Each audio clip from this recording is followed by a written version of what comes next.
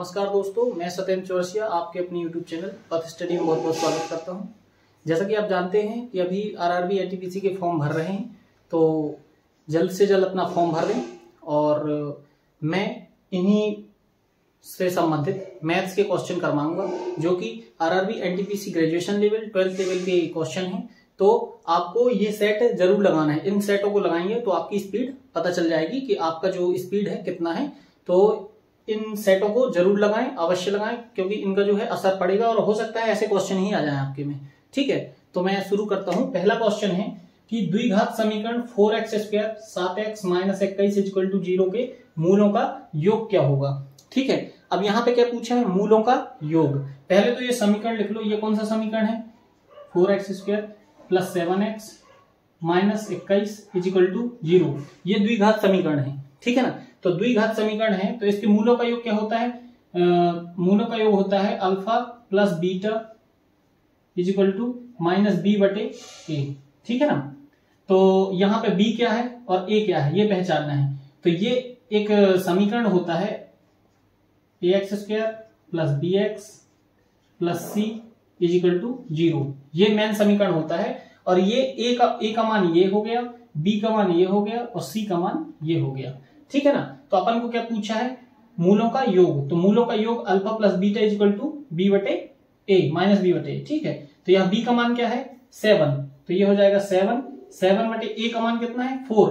ठीक है ना, और ये माइनस है तो ये माइनस यहां आ जाएगा। तो अल्फा प्लस बीटा मूलों का योग होता है, ये हो जाएगा b/a।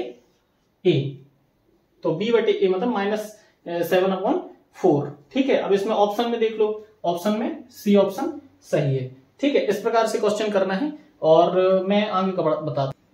तो अभी नेक्स्ट क्वेश्चन हल करते हैं। इसमें लिखा है 0.166 बार प्लस 0.1, तो यहाँ है 0.162 बार। ठीक है, तो 0.162 बार प्लस 0.152 बार। ठीक है, माइनस 0.132 बार। इनको कैसे करते हैं, इसको जो है मैं एक तरीका बता रहा हूं, वैसे वही तरीका है। ठीक है, पहले तो पूरी संख्या लिख लीजिए। ठीक है, पूरी संख्या लिख लीजिए। ठीक है ना, अब इस संख्या के पे जितने भी बार हैं, ठीक है ना, बार नहीं है, बार किसमें नहीं है, एक में नहीं है, तो एक घटा दीजिए। ठीक है ना, अब जितने पे बार है उतने 9 लिख दीजिए। तो एक के ऊपर बार है 6 के ऊपर, तो अपन ने 9 लिख दिया। कितने बार नहीं है, एक संख्या पे बार नहीं है, तो उस पर ये 0 लगा दीजिए प्लस। ठीक है, इस पे पूरी संख्या लिखिए, जितने पे बार नहीं है उतना घटा दीजिए। ठीक है ना, जितने में बार है उतने 9 लिखिए और जितने में बार नहीं है उतने 0 लिखिए। इसी प्रकार से ये रहेगी, ये 13 हो जाएगा पूरा। पहले पूरी संख्या लिख लीजिए 13।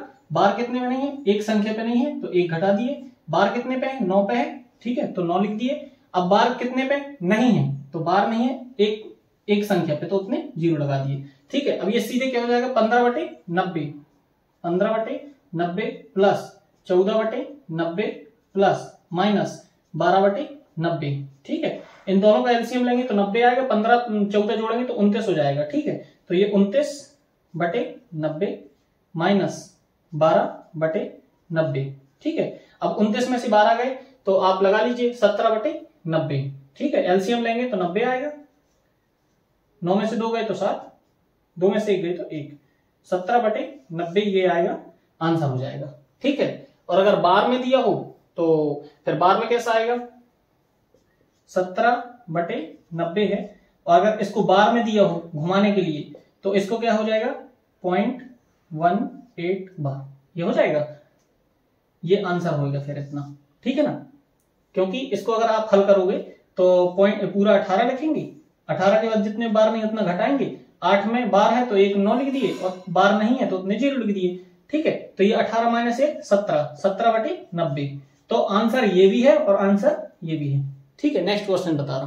अब देखो एक क्वेश्चन है, 6 वर्ष पूर्व एक पिता की आयु उसकी पुत्री की तत्कालीन आयु की 6 गुनी थी। 3 वर्ष बाद पिता की आयु पुत्री की आयु की 3 गुनी होती। पुत्री की वर्तमान आयु ज्ञात कीजिए।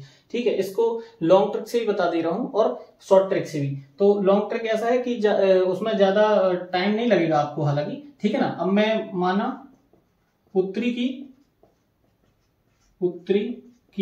वर्तमान आयु कितनी है, x वर्ष है, ठीक है ना, किसकी, पुत्री की, ठीक। और पिता की वर्तमान आयु y वर्ष है, ठीक है ना। अब ये क्या बोल रहा है क्वेश्चन में, 6 वर्ष पूर्व, तो 6 वर्ष पूर्व पिता की कितनी होगी, 6 वर्ष पूर्व पिता की होगी y-6, ठीक है। 6 वर्ष पूर्व पिता की आयु उसकी पुत्री की आयु की, तो पुत्री की आयु 6 वर्ष पूर्व भी x-6 होगी, क्योंकि अपन यहाँ पे वर्तमान ले रहे हैं, ठीक है। 6 वर्ष पूर्व पिता की आयु पुत्री की आयु की 6 गुनी थी, तो 6 गुनी कर दिए। अब इसको हल करके एक कंडीशन निकाल लें कि 6x - 36, ठीक है। अब यहां से 36 को इस साइड ले आए तो प्लस में 36 आ जाएगा, प्लस 36 में से 6 जाएंगे तो 30 बचेगा, ठीक है। और यहाँ क्या हो जाएगा, 6x माइनस y, ठीक है। ये हो गया एक कंडीशन। इसी प्रकार ये बोल रहा है कि 3 वर्ष बाद, ठीक है ना, 3 वर्ष बाद पिता की आयु पुत्री की आयु की 3 गुनी होती। 3 वर्ष बाद पिता की आयु क्या होगी, x+3। अब ये x+3 कैसे आया, x वर्तमान 3 वर्ष पूर्व किसकी आयु, 3 वर्ष बाद पिता की आयु, तो पिता की आयु क्या है, पिता की आयु y माने है वर्तमान, तो y+3 हो जाएगा, ठीक है ना, वर्तमान। और पिता की जो आयु है पुत्री की आयु की, तो पुत्री की भी 3 वर्ष बाद x+3 होगी, क्योंकि वर्तमान कितना माने, x माने है। पुत्री की आयु की 3 गुनी थी, तो 3 गुनी कर दें, ठीक है, 3 गुनी कर दीजिए। y+3 = 3x+9, ठीक है। 9 ये 3x इस साइड आएगा तो माइनस में हो जाएगा, तो y - 3x = 9 - 3 मतलब 6। ये कंडीशन सेकेंड हुई। अब ये कंडीशन को यहाँ पे अप्लाई करेंगे, तो आप कैसे भी करके हल कर लें, और मैं जिस तरीके से बताऊँ वैसे भी कर सकते हैं, ठीक है। तो 6x - y = 30, और एक और हो गया y - 3x = 6।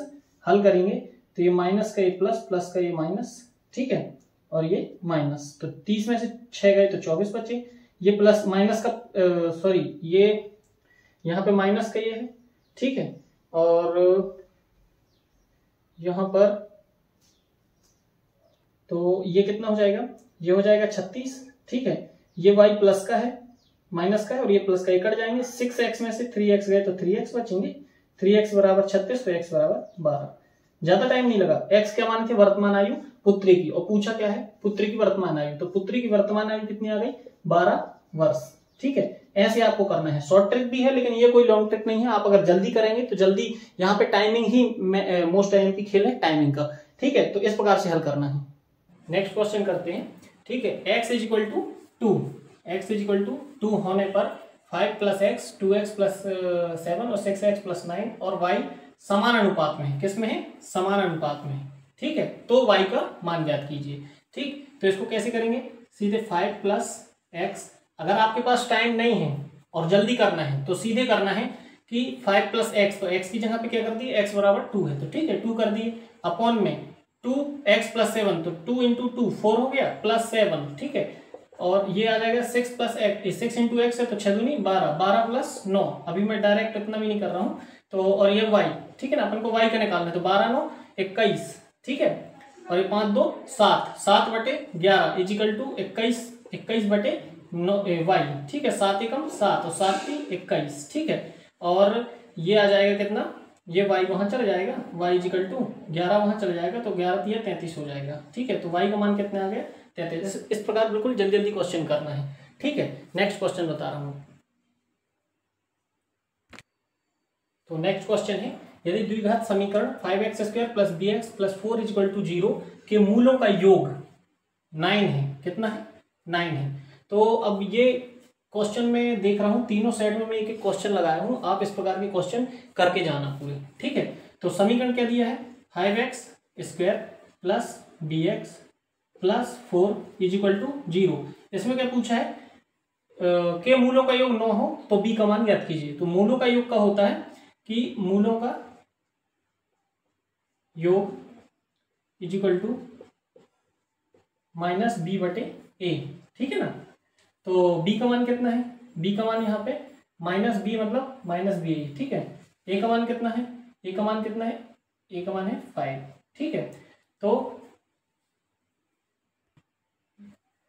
मूलों का योग क्या है, -b/a हो गया, और यहाँ मूलों का योग दिया अपन को 9, ठीक है, ये 9, ठीक। ये ऐसे, ठीक। तो मूलों का योग जो है यहाँ से माइनस बी का मान आ जाएगा 9×45, तो बी का मान आ जाएगा ओनली 45।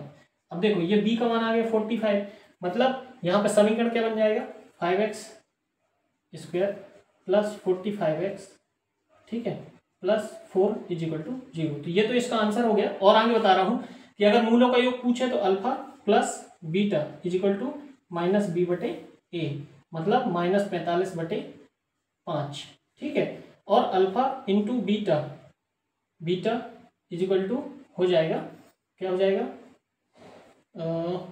सॉरी ये माइनस नहीं आएगा, ठीक है, तो ये 9 आ जाएगा जो अपने क्वेश्चन में दिया है, ठीक। और ये हो जाएगा c/a, तो c का मान है 4, a का मान है 5, तो 4/5 ये आंसर है, ठीक है। तो ये दोनों पूछ सकता है, अल्फा प्लस बीटा मूलों का योग, अल्फा इंटू बीटा मूलों का गुणनफल, कुछ भी दे सकता है और कोई एक चीज पूछ लेगा। इस प्रकार से क्वेश्चन करना है। अब मैं आपको नेक्स्ट क्वेश्चन बता रहा हूँ। तो अब ये नेक्स्ट क्वेश्चन करेंगे अपन।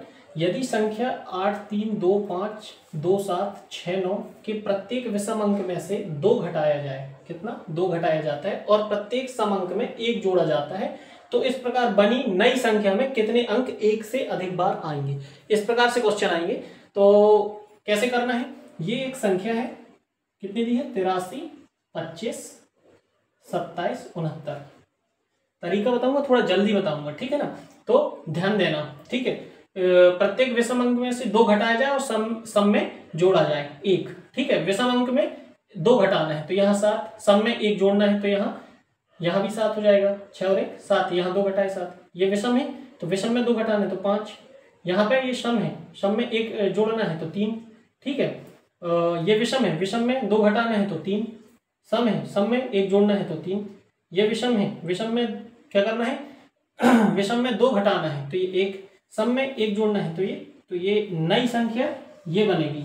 अब नई संख्या में जो है ये 2 अंक हैं, एक 3 और ये 7, जो कि 1 से अधिक बार आए हैं। कौन कौन है, ये 3 और ये 7, तो ये 2 अंक हैं, ठीक है। एक 3 हो गया और एक 7, जो कि 1 बार से अधिक बार रिपीट हुए हैं। इस प्रकार से ये हल करना है, ठीक है। इस प्रकार से घुमा के क्वेश्चन देगा, आपको इस तरीके से करना है, भ्रमित नहीं होना और जल्दी से जल्दी करना है इनको क्वेश्चन को, ठीक है। मैं नेक्स्ट क्वेश्चन बता रहा हूं।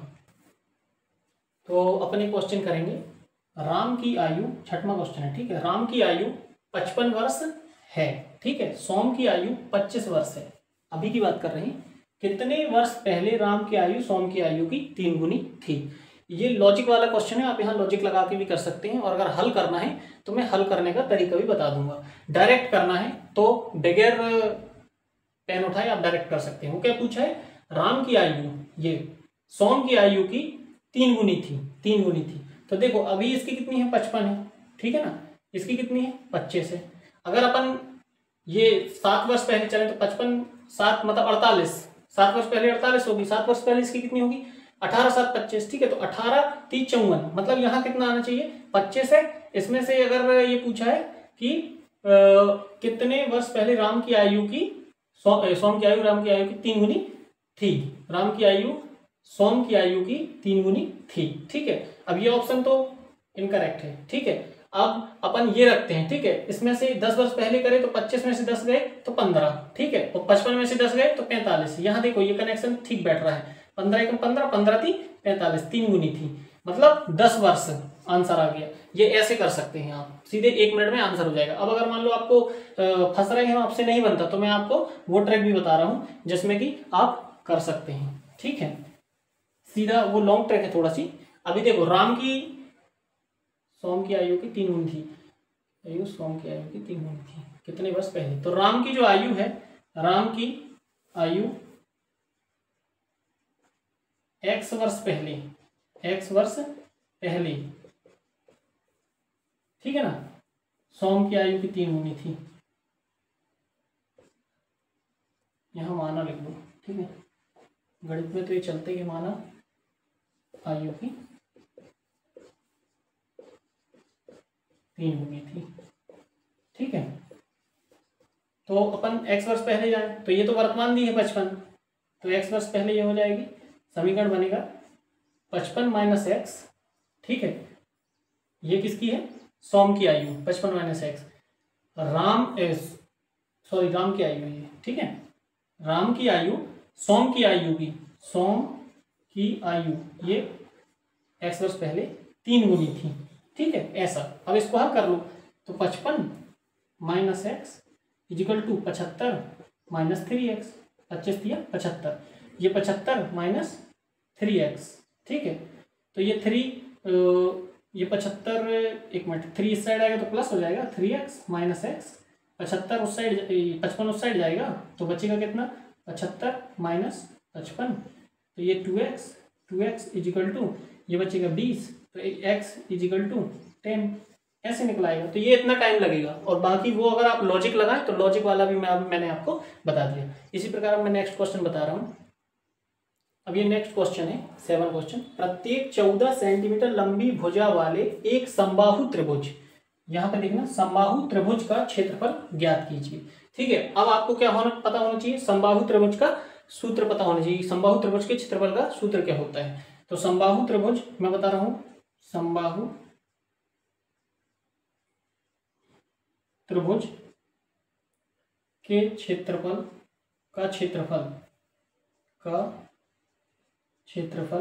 इजिकल टू √3/4 भुजा का वर्ग, ठीक है। जब मैं अलग से ज्यामिति और ये सब पढ़ाऊंगा तो आपको मैं पूरी डेफिनेशन के साथ ये बताऊंगा, लेकिन अभी कंपटीशन की बात है, सीधे आपको अगर याद हो जाता है तो ऐसे कर लीजिए और आंसर निकाल के हल कीजिए, ठीक है।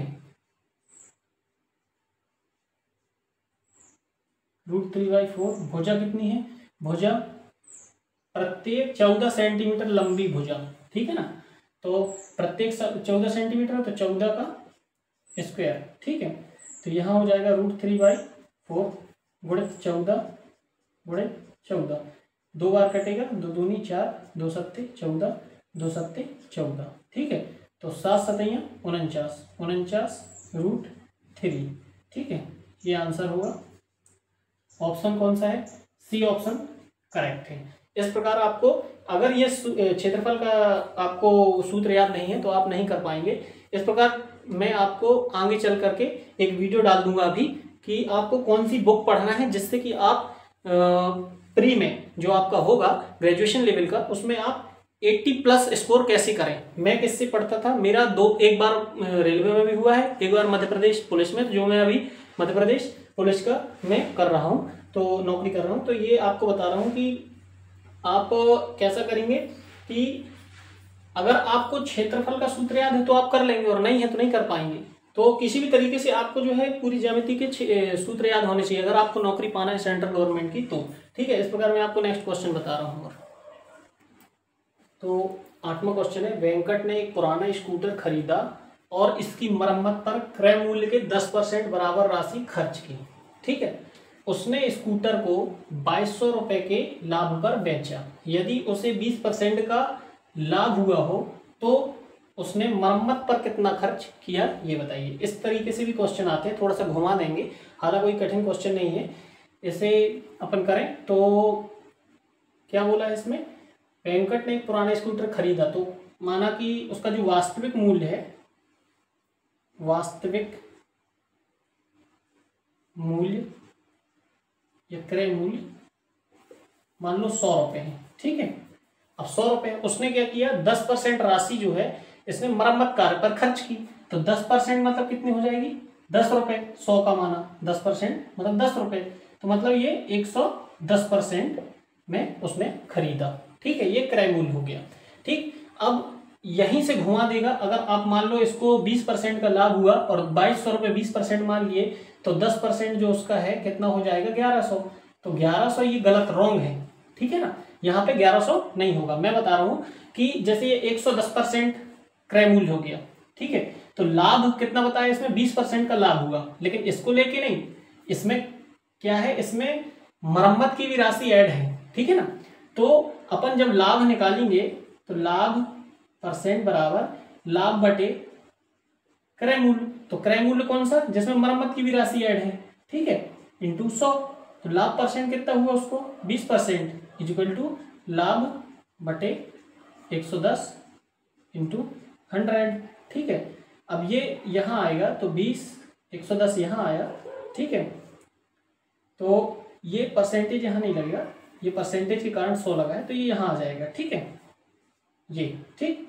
अब ये 200 से एक 200 निकट गए, तो यहाँ 11 दूनी 22, और 22% ही ये क्या दिया है, 2200 इसका लाभ दिया है, ठीक है ना। ये क्या दिया है, उसने स्कूटर पे लाभ पर बेचा 2200 रुपए के लाभ पे, ठीक है। तो यहाँ पे क्या आएगा, लाभ आएगा, ये परसेंटेज है उसके कारण यहाँ पे 100 आ गया, ठीक। तो 22% बराबर 2200, तो 22% बराबर 2200, तो 1% बराबर 100, तो 10% उसने क्या लगाया था, 10% लगाया था किसमें, मरम्मत कार्य पे, तो कितना हो जाएगा 100 × 10 = 1000, ठीक है। ये आंसर हो जाएगा, और 1000 बी ऑप्शन इज करेक्ट, ठीक है। इस प्रकार हल करना है, ठीक। तो इस प्रकार 9 क्वेश्चन अपन करेंगे, ठीक है। दो संख्याओं का महत्तम समवर्तक जिसको HCF बोलते हैं, हाईएस्ट कॉमन फैक्टर 7 है, और LCM लोअर कॉमन फैक्टर 434 है, यदि उनमें से एक संख्या 14 है, ठीक है, तो दूसरी संख्या ज्ञात कीजिए। आप बोल रहे हो कि इतना सरल क्वेश्चन शायद ना आए, तो ऐसा नहीं है।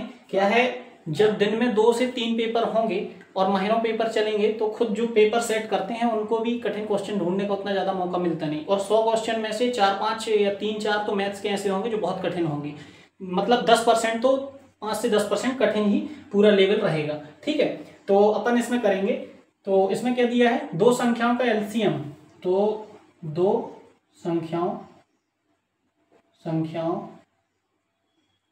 का LCM कितना दिया है, 434, और HCF कितना दिया है, HCF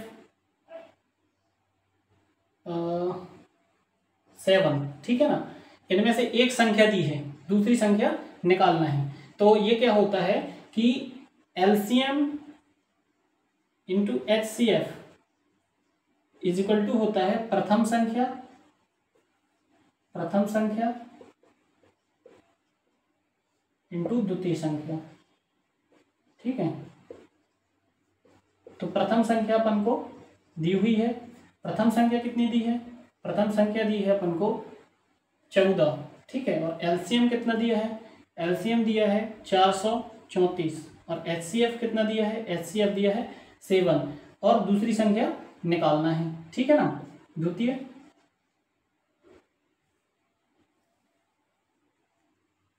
ये थोड़ा सा हिंदी में देखना, ये इतना एरर है, चलेगा, ठीक है ना, कोई दिक्कत नहीं।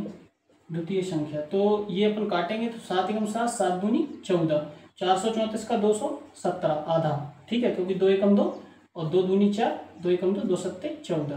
तो दूसरी संख्या क्या आ गई, दूसरी संख्या 217 ऑप्शन में क्या है, सी ऑप्शन इज करेक्ट, ठीक है। मैं इसलिए ये बोल रहा हूँ जल्दी जल्दी करना, और इतनी भी जल्दी नहीं करना कि गलत कर दें, क्योंकि इसमें जो है हाईएस्ट इंडिया के अंदर जो है 1/3 मार्किंग बहुत ही कम कंपटीशन एग्जामों में होती है। यूपीएससी तक में 1/4 होती है, यूपीएससी में कितनी होती है, यूपीएससी में 1/4 होती है, लेकिन इसमें क्या है 1/3 है, तो इसमें ज्यादा कटने के चांसेस हैं। अब मैं आपको और क्वेश्चन कराऊंगा, ठीक है। तो अपन ये लास्ट क्वेश्चन करेंगे, ठीक है। तो इस प्रकार से हल करना जैसा कि मैं बता रहा हूँ, ठीक। ये वाला क्वेश्चन जो है इतनी अच्छी ट्रिक किसी ने नहीं बताया, मैं बता रहा हूँ आपको, ठीक। एक दुकानदार किसी पुस्तक को 14% हानि पर बेचता है, 14% हानि पर बेचता है, मतलब वो मात्र 86% जो है, 86% वो कमा पा, 86% में वो बेच देगा। 14% हानि मतलब 86% में बेच देगा, ठीक है। यदि विक्रय मूल्य में 100% की वृद्धि होती है, विक्रय मूल्य में कितना 100% की वृद्धि हो, तो उसे 6% का लाभ होता है, ठीक है। अब विक्रय मूल्य में कितने % की वृद्धि करेगा, 100 रुपए की, तो उसको जो है 6% का लाभ हो जाएगा। और 6% तक पहुंचने के लिए पहले 86 से 100 तक जाना पड़ेगा, फिर 100 से 6 करना पड़ेगा, तब तो 6% का वो होगा, ठीक है ना, तब तो 6% का लाभ होगा, ठीक। तो यहाँ पर जो है कुल कितना % बढ़ेगा, वो 14% ये 100 होने के लिए, और 6% ये, है ना। तो 14% और 6% = कितना हो गया, 20%, है ना। तो 20% = कितना दिया है, 20% बराबर दिया है 100 रुपए, ठीक है। क्योंकि वो जब 100 रुपए बढ़ेगा तब उसको 6% का लाभ होगा। और 100 रुपए तक बढ़ाने के लिए पहले उसको 14% जाएगा, तब वो 100% तक पहुंचेगा, ठीक है। और 6% जब उसमें कमाना है तो वो 6% बढ़ाएगा, तब वो 106% तक पहुंचेगा। भाई 100 और 6 106, तो 20% इज इक्वल टू, ये 20% बढ़ा ना, 14 + 6 इक्वल टू 20, तो 20% इज इक्वल टू आ गया 100। तो 20 पंचे 100, तो 5 गुना इसमें बढ़ा दो, तो 100 पना 500, 500 रुपए जो है उसका क्रय मूल्य हो गया, क्रय मूल्य। इस प्रकार क्वेश्चन करना है। इसको जो है एक बार और मैं समझा दे रहा हूं कि 14% की हानि पर बेचता है, मतलब 86% वो लेता है मात्र और बेच देता है, ठीक है ना। 86% लिया और बेच दिया। अब अगर मान लो 100 रुपए की वृद्धि करेगा विक्रय मूल्य में, किस चीज में, सेलिंग प्राइस में, सेलिंग प्राइस में जो है 100 रुपए की वृद्धि करेगा तो उसको 6% का प्रॉफिट हो जाएगा। तो ये जो 100 रुपए है ये किसके बराबर होगा, यहाँ 86% है, जब ये 100% तक पहुंचेगा तो उसका कॉस्टिंग पर आ जाएगा, ठीक है। और 6% और बढ़ाएगा तब वो जाके कहीं 6% का लाभ कमाएगा, तो 106% हो जाएगा यहाँ, है ना। तो अपन को जो है ये जो 14% है और प्लस ये जो 6% है, ये मिला के 20% हुआ।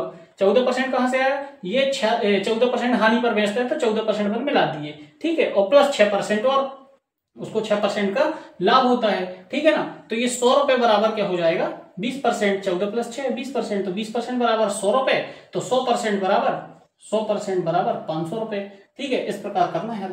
तो इन प्रश्नों को इसी प्रकार हल करना। और अगर मेरी वीडियो अच्छी लगी हो तो अंत तक बने रहने के लिए धन्यवाद। और इस प्रकार ही पूरे क्वेश्चन करते जाना। मैं टेस्ट सीरीज लगवाऊंगा मैथ्स की, और रीजनिंग की भी जो है एक सर लगवाएंगे, तो रीजनिंग मैथ्स से इस प्रकार कर लेना। और रीजनिंग मैथ्स के साथ साथ हम लोग इसमें जो है आपको जो है स्पीडी में जो है आपको जो करंट अफेयर्स आता है, ठीक है ना, सीए करंट अफेयर्स जो आता है हम वो भी लगवाएंगे।